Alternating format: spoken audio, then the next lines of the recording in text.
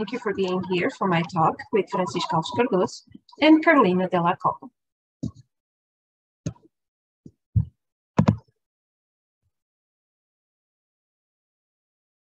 The formation of the anatomical collections in the United States is closely associated with the history of medical education, legislation, and funerary rituals towards the dead. This would later shape physical anthropology and the study of human variation. In the late 18th century through mid-19th century, there was a boom in the establishment of medical schools, which led to increasing in the number of medical and anatomy students. This resulted in a high demand for bodies and hands-on dissection experience. This demand exceeded the supply of available bodies, and many anatomists resorted to grave robbing. But grave robbing of bodies for dissection was not a very welcoming practice by society at large, and this led to populace uprisings. When grave robbing started affecting middle class and higher middle class, this led to the passage of new legislation. So in 1831, Massachusetts passed the first Anatomy Act to curb grave robbing.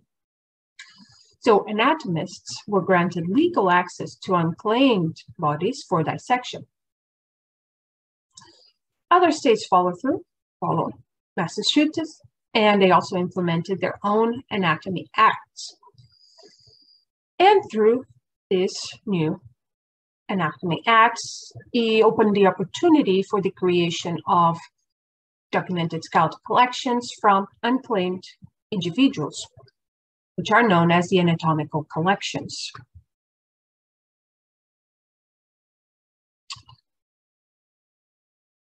But the emergence of the documented collections was also based on mentoring relationships among academic generations.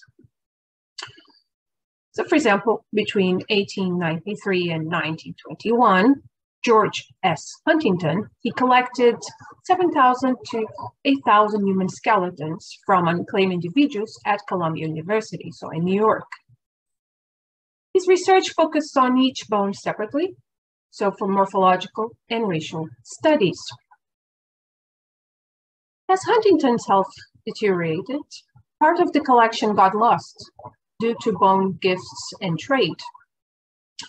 In the end, around 3,070 partial skeletons remain today from the Huntington collection, and it's now curated at the National Museum of Natural History. Following Sir William Turner, an English anatomist, and also Huntington's footstep, Robert J. Terry established the R.J. Terry Anatomical Collection in 1910 at the Washington University in St. Louis. Terry researched skeletal and pathological variation. Then Mildred Trotter, she took over the management of the Terry collection after Terry's retirement, and she was the curator of the collection between 1941 and 1967. Trotter added 1,728 skeletons into the Terry collection, and she tried to mostly include skeletons of white females from unclaimed bodies.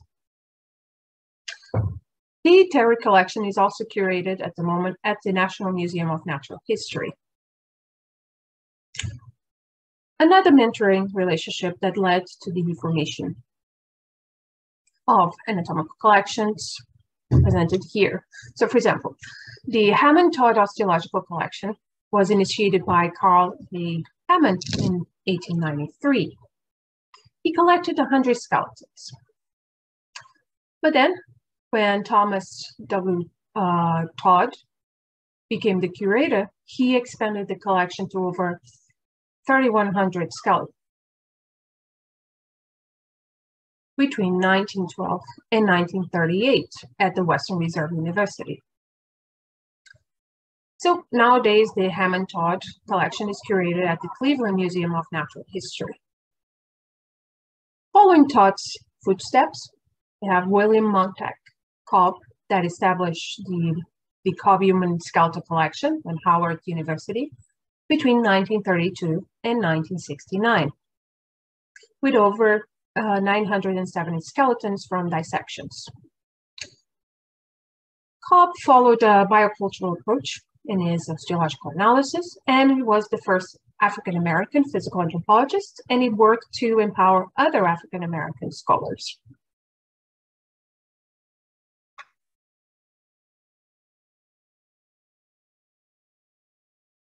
Since the 1930s, there was an improvement in the quality of life and welfare legislation in the US, and this led to a decline of unclaimed bodies, and therefore a decline of individuals getting collected to the documented collections, to the anatomical collections.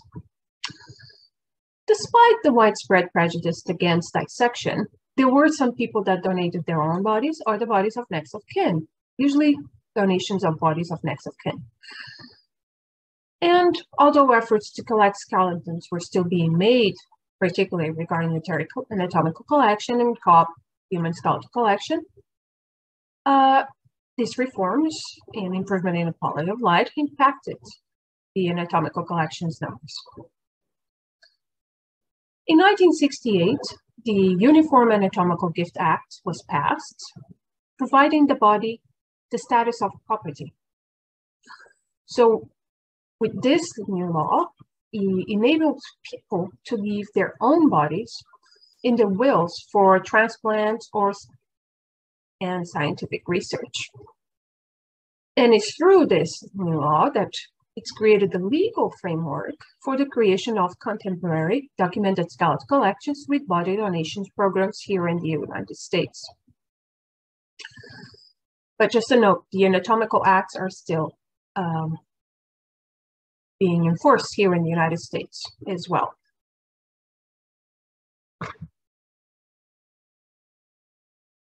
So in this study, we are going to talk about the research applications of the 4 largest anatomical collections in the US, so the 4 best known anatomical collections here in the United States. So the Huntington collection, the Cobb collection, the Terry collection, and the Hammond Todd collection.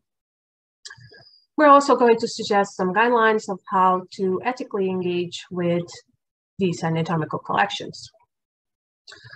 Just a small note, this presentation represents an initial analysis, okay, which we will be exploring further in the future.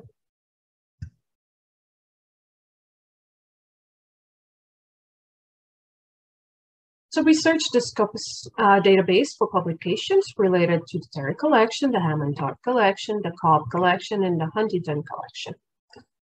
We use a Boolean query using various combinations of the names of the collections in the title, abstract, and keywords. So the search identified only 123 documents. Most of them were articles, followed by conference papers, book chapters, letters, notes, and reviews.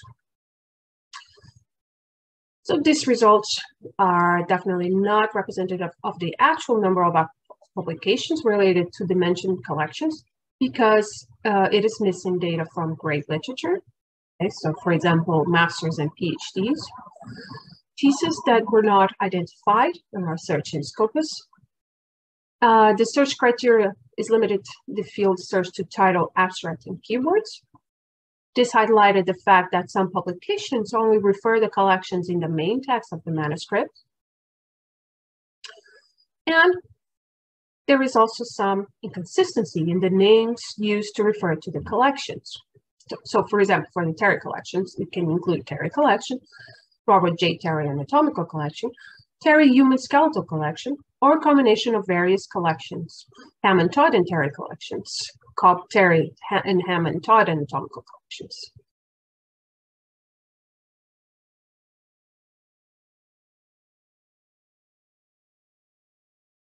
So we use the Voss Viewer software to explore and visualize the co-occurrence of authors' keywords used in these documents. So we consider a minimum number of 2 co-occurrence per keyword used. So the figure illustrates those distributed according to the year of publication of papers. And when we look at the image, it shows that the reference to forensic anthropology really stands out, it really pops up, alongside keywords related to biological profiling. So for example, sex and age assessment, and most anatomical elements used, like the pelvic synthesis, for example.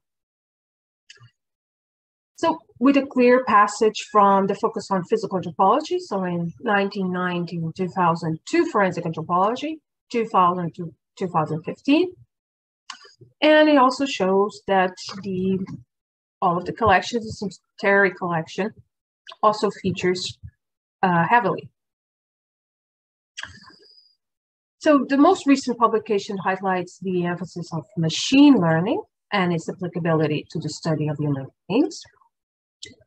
The reference to structural violence in the most recent past is also noteworthy, but there was a surprise because we did not find the word ethics, so the word ethics is absent. So we run the analysis considering all the keywords with a minimum of 1 co-occurrence of the word ethics, and it continues to be absent.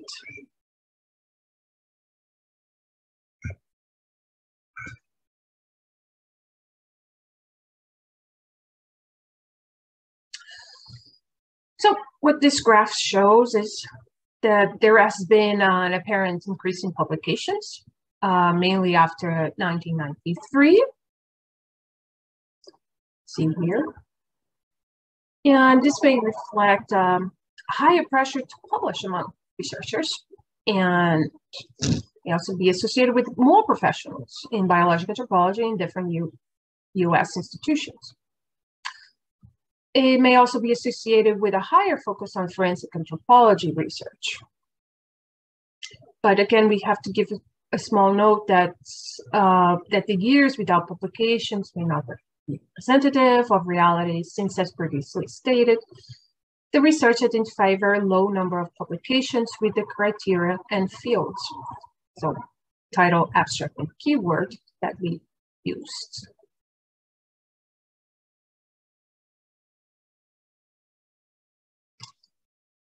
The top 5 journals with most publications include, and this is by decreasing order, so we have the American Journal of Biological Anthropology, so physical anthropology, the Forensic Science International, the International Journal of Osteoarchaeology, and the Journal of Forensic Science, and the International Journal of Polypathology.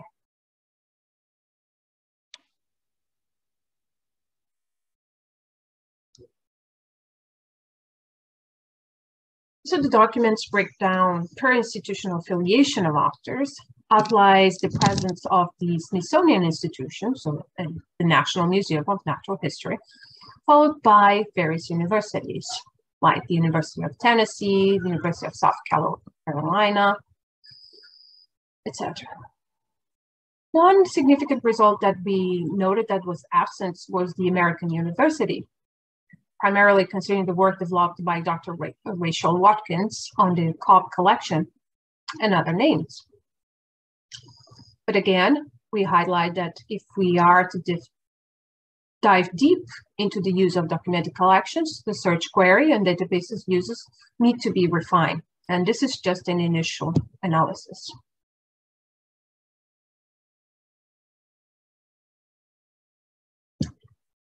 So the Anatomy Acts ensure that the source of bodies for anthropological and anatomical research and instruction only came from the most socially and economically marginalized members of society. There was a justification that this way individuals could use their bodies to fulfill their duty to society by advancing science and education.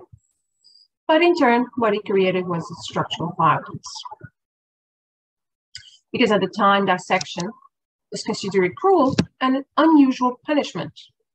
And the Anatomy Acts thereby served as a tool for social control against indigents, ensuring a legitimate supply of bodies for medical schools, while also preventing the dissection of the white middle class.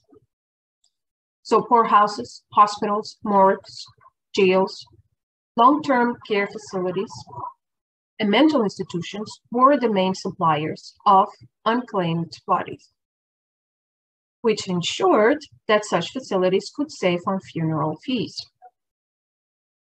So, for example, work by Lons in 2018 has demonstrated that 43% of the Huntington collection is made up of African Americans and European Americans who lived in poverty in New York, and 52% of it comes from immigrants.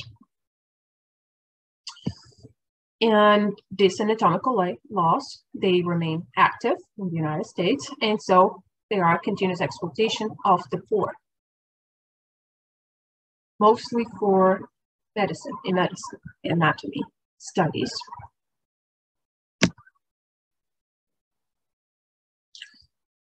So there are concerns that are growing in the US regarding the research and curation of unclaimed African American individuals, which calls for the creation of an African American Graves Protection and Repatriation Act to guarantee a proper curation or repatriation of African American skeletons and the protection of graves by Donovan and collaborators in 2021.